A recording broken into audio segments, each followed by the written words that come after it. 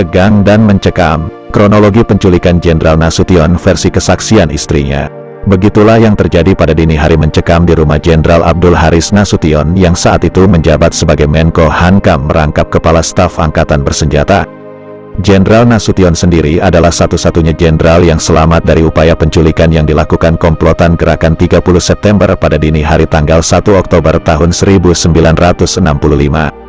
Dikutip dari buku Peristiwa tanggal 1 Oktober tahun 1965, kesaksian Jenderal Besar Abdul Haris Nasution, istri Nasution, Johanna Sunarti Gondokusumo atau Bunas mengisahkan kesaksiannya saat gerombolan G30 SPKI hendak menculik suaminya.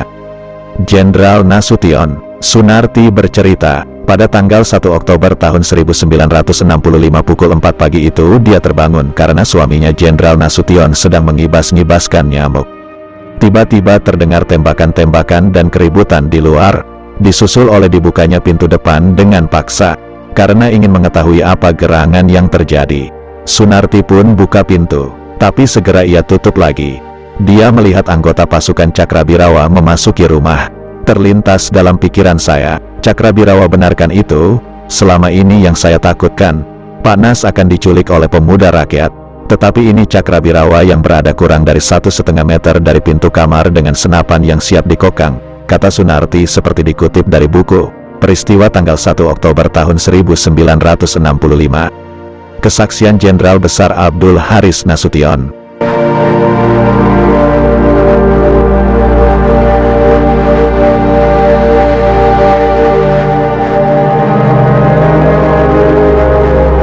Kepada suaminya, Sunarti lantas memberitahu soal anggota pasukan Cakrabirawa itu. Nas, ada Cakrabirawa di situ, kata Sunarti pada suaminya. Jenderal Nasution, tapi suaminya justru ingin menemui pasukan Cakrabirawa yang datang tanpa diundang. Biarlah saya keluar ketemu dia, kata Nasution, sambil berusaha membuka pintu yang masih terkunci. Namun Sunarti coba mencegahnya. Jangan, dia akan membunuhmu. Sunarti berusaha menahan suaminya, tetapi pintu telah terbuka sedikit. Dugaan Sunarti benar, karena setelah itu langsung terdengar tembakan. Dengan refleks Sunarti mengunci pintu kembali, sedang Jenderal Nasution menjatuhkan diri. Mendengar keributan di kamarnya, Ibu Sunarti mertua Jenderal Nasution dan adik sang jenderal, Mardiah masuk. Ade Irma juga terbangun. Ade Irma lalu diberikan kepada Mardiah, tapi tanpa diketahui, Mardiah membuka lagi pintu yang baru saja dikunci itu. Begitu pintu dibuka, kembali anggota Cakrabirawa yang ada di luar kamar memberondongkan peluru ke arah kamar. Peluru-peluru itu mengenai Ade, tetapi waktu itu saya belum menyadari bahwa Ade terkena berondongan peluru. Untuk kedua kalinya saya kunci pintu dan menahan erat-erat. Pintu terus ditembaki dan digedor dengan popornya, kata Sunarti. Menurut pengakuan anggota Cakrabirawa Kopda Hargiono yang ikut dalam pasukan penculik di pengadilan, dia tidak melihat anak kecil yang keluar dari kamar, karena sebelumnya yang ia lihat adalah Jenderal Nasution. Maka sewaktu pintu terbuka lagi pastilah Jenderal Nasution. Begitulah pengakuan salah seorang anggota Cakrabirawa yang menembak Ade Irma Suryani.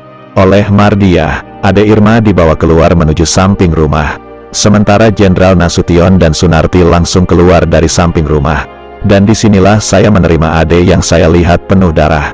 Pak Nas waktu itu sudah naik di atas pagar tembok. Melihat Ade Irma yang berlumuran darah, Pak Nas hendak turun lagi ingin melawan. Tetapi dicegah oleh saya. Jangan, mereka datang untuk membunuh kamu. Pergilah, biar saya yang menghadapi mereka, kata Sunarti sambil menggendong Ade yang kesakitan. Saat inilah yang tidak dapat Sunarti lupakan. Waktu suaminya Jenderal Nasution duduk di atas tembok pagar samping kiri sambil memandang Ade yang luka parah di pangkuannya. Sunarti melihat Jenderal Nasution dan Jenderal Nasution melihat pada dia dan Ade Irma. Menurut Sunarti, situasi mengharuskan Jenderal Nasution menyelamatkan diri. Sebab dialah sebenarnya yang dikhianati dan mau dibunuh, bukan keluarganya. Saya melihat Pak Nas hendak turun lagi dari pagar untuk memberi perlawanan. Kemudian saya memohon, selamatkan diri, selamatkan diri. Jangan pikirkan kami, kata Sunarti.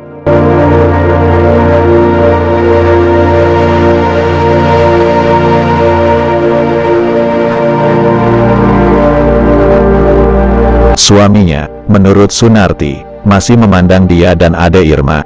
Lalu bunyi tembakan ditujukan pada Jenderal Nasution yang lagi di atas pagar. Karena tembakan itu, Jenderal Nasution terus melompat ke bawah ke rumah kedutaan Irak.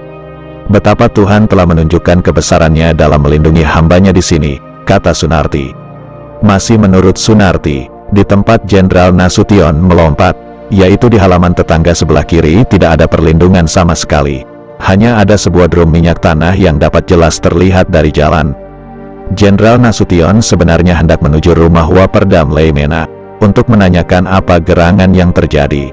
Tapi hal tersebut tidak mungkin, karena jalan satu-satunya adalah lewat depan rumah. Setelah itu Sunarti sambil menggendong Ade Irma langsung ke ruang makan dengan maksud untuk menelepon Jenderal Umar Wirahadikusumah. Tetapi hubungan telepon ternyata sudah diputuskan. Tiba-tiba Sunarti melihat 5 prajurit dengan senapan di tangannya dekat meja makan. "Di mana, Nasution?" salah seorang menggertak. Mendengar itu, amarah Sunarti meledak. Ia langsung menjawab, "Jenderal Nasution di Bandung. Sudah 2 hari, kamu kemari membunuh anak saya." Tak lama kemudian peluit berbunyi di luar dan mereka bergegas keluar. Kepada Ade, yang masih sadarkan diri, Sunarti bertanya, "Ade hidup?" tanya Sunarti. "Hidup Mama," jawab Ade perlahan-lahan. "Ade hidup terus?" tanya Sunarti lagi. "Hidup terus Mama," jawab Ade Irma dengan darahnya terus menetes membasahi lantai. Sunarti mengikuti para penculik dari belakang untuk meyakinkan mereka keluar dari rumah. Setelah gerombolan penculik pergi, pintu depan langsung dikuncinya. Setelah itu, Sunarti membawa Ade Irma dengan mobil. Dalam perjalanan ke RSPAD, Sunarti mampir ke markas KKO untuk melaporkan kejadian dan meminta bantuan untuk melihat ke Teuku Umar. Di RSPAD ternyata Ade harus dioperasi secepatnya. Kepada Dr. Rubiono yang kebetulan ada di situ, Sunarti minta untuk menghubungi dan melaporkan ke istana.